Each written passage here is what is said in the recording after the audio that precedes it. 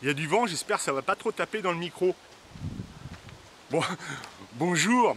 Bonjour les amis, alors si ça vous intéresse aujourd'hui, je vais vous faire découvrir deux plantes comestibles, les jeunes pousses de bambou et les jeunes pousses de roseau. Ça vous intéresse? Si vous en avez dans vos jardins, alors là, ça c'est génial, vous n'avez pas besoin de vous déplacer, sinon il va falloir aller dans le milieu naturel.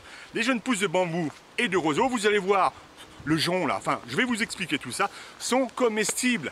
C'est à partir du mois de mai, mois de juin aussi, il n'y a pas de problème. Et si vous étiez perdu en forêt et que vous mourriez de faim, alors là, avec ça, pas du tout. Vous seriez sauvé. C'est parti. Ah, il y a du vent. Il y a le vent qui arrive. Ça va faire dans le micro, ça. Bon, tant pis, c'est comme ça. Voilà, j'ai trouvé une centaine de mètres carrés de bambou, peut-être un peu plus. Alors en plus j'ai mes jeunes pousses, alors au mois de mai, au mois de juin, aucun souci, vous allez en trouver. Alors il faut vraiment y prendre garde au bambou quand on en plante chez nous dans son jardin. Ça prolifère si on n'y prend pas garde, hein, ça s'étale partout et souvent c'est une seule et unique plante. Hein. Tous ces pieds de bambou, c'est souvent une seule plante qui avec ses rhizomes et ses racines va proliférer, va s'étaler dans l'environnement. Alors manger des jeunes pousses de bambou finalement rendra service à l'environnement et puis vous rendra service aussi à vous parce que vous aurez quelque chose de comestible à vous mettre sous la dent. Voilà, donc pour ceux qui ne reconnaissent pas le bambou, voilà, c'est ça le bambou. Hein. Alors vous avez plusieurs espèces et selon les espèces, elles sont plus ou moins amères, mais elles se consomment toutes. Alors, regardez, alors là j'ai trouvé une toute petite jeune pousse, alors d'un coup sec comme ça vous pouvez l'arracher sans aucun problème. Alors celle-ci est toute petite, et c'est pour vous montrer que cette partie-là, souvent, alors c'est pas la partie qu'on va le plus consommer dans le bambou, mais je voulais quand même vous le montrer. C'est une partie très tendre, hein, quand la jeune pousse fait moins de 50 cm de hauteur. Voilà, toute cette partie-là est tendre, et que vous pouvez consommer crue ou cuite. Alors le mieux, le bambou, les jeunes pousses, c'est quand même de les manger cuites. Mais vous voyez, toute cette partie-là se consomme aussi. Voilà, en temps de survie, si vous deviez survivre dans l'environnement, n'hésitez pas. Vous voyez? Donc cette partie se consomme. Mais regardez, ce qui nous intéresse vraiment le plus, c'est cette partie, la partie haute. Alors moi je la coupe en deux, mais vous pouvez l'éplucher comme un artichaut, hein, comme un poireau, comme un artichaut. Enlevez les feuilles tout autour. Voilà, c'est cette partie qui vraiment nous intéresse, qui est la meilleure.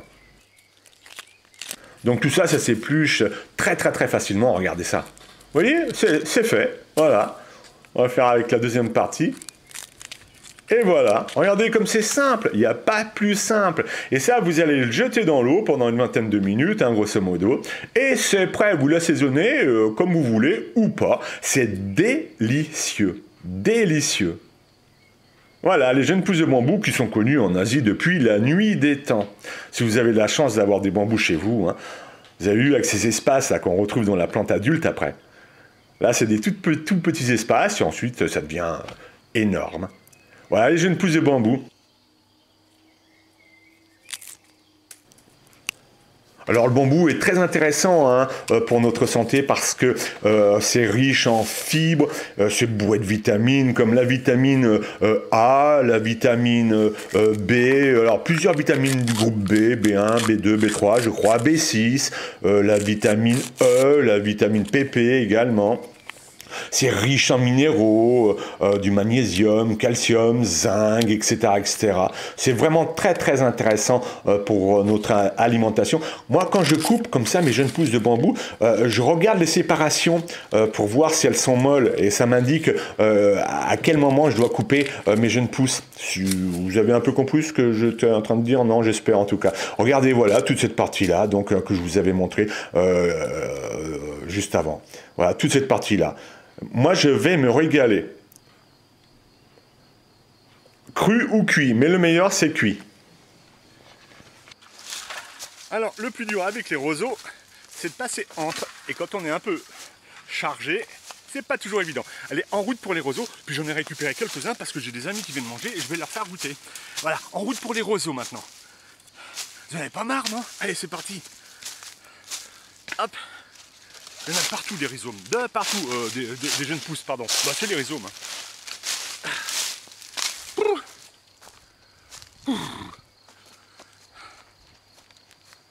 Ah, que je vous montre quand même, hein. Il y en a qui doutent tout le temps.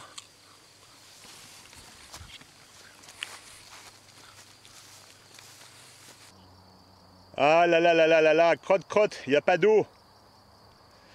Il n'y a pas d'eau. Et oui, on manque vachement d'eau en ce moment, hein. Bon, bah en tout cas, il y a des jeunes pousses, hein. C'est déjà l'essentiel. Voilà. Regardez, vous reconnaissez? Bon, bah là, c'est les massettes de l'année dernière. Je ne sais pas si on voit bien. Voilà. Et puis les jeunes pousses qui en feront à leur tour. Allez, on va regarder ça d'un peu plus près. À ne pas confondre avec les iris, hein, par exemple. Hein. On va regarder ça d'un peu plus près.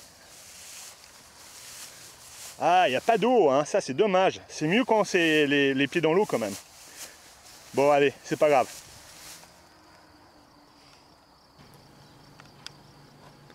Alors pour prélever notre roseau des marais, eh bien c'est simple, hein. Vous allez donc prendre les jeunes pousses comme ça, et puis pencher fort d'un côté et tirer dessus.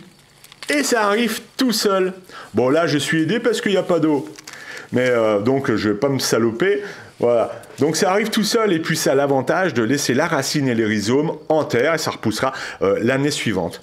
Donc c'est toute la première partie, hein, de la jeune pousse qui va nous intéresser. Celle qui est le plus proche du sol. Alors on épluche ça comme un poireau. Alors il y a une petite partie gluante un peu au début et qu'on ne retrouve pas au cœur de la tige. Regardez, ça s'épluche très bien. Vous voyez, ça devient tout blanc. Et c'est cette partie blanche que l'on va consommer. Les 15 premiers centimètres. Voilà. Donc là, oh bah regardez là, ça allait. Non, là j'épluche encore un peu là. Ouais, donc voilà, c'est toute la partie tendre, hein, c'est très tendre. On mange ça donc cru, mais le mieux, encore une fois, et comme pour le bambou, c'est de le manger cuit. Voilà, vous allez plonger donc cette partie-là, allez à peu près une vingtaine de minutes, aussi 15-20 minutes, hein, c'est vous qui voyez. Et c'est délicieux, ça rappelle le cœur de palmier. Voilà, toute cette partie-là. Alors pour la première fois, là, vraiment, je ne connais pas réellement les vertus de cette plante. Alors, tout dépend là où on la ramasse. Évitez vraiment, encore une fois, les zones polluées et allez ramasser vos jeunes pousses au bord des étangs qui sont loin des champs cultivés, loin des zones industrielles, hein, parce que toutes ces plantes ont la particularité, de capter également toute la pollution environnementale. Donc, elles font un sacré nettoyage aussi, hein, de l'environnement. Et puis là, c'est la massette.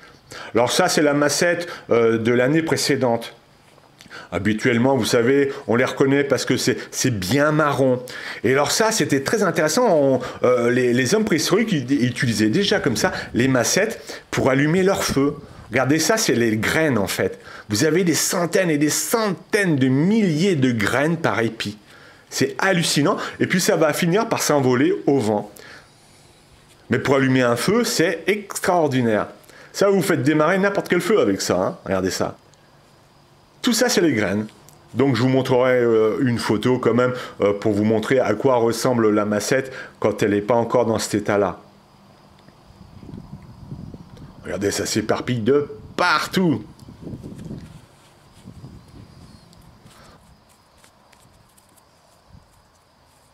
Là, vous voyez, hein, vous reconnaissez bien maintenant. Hein.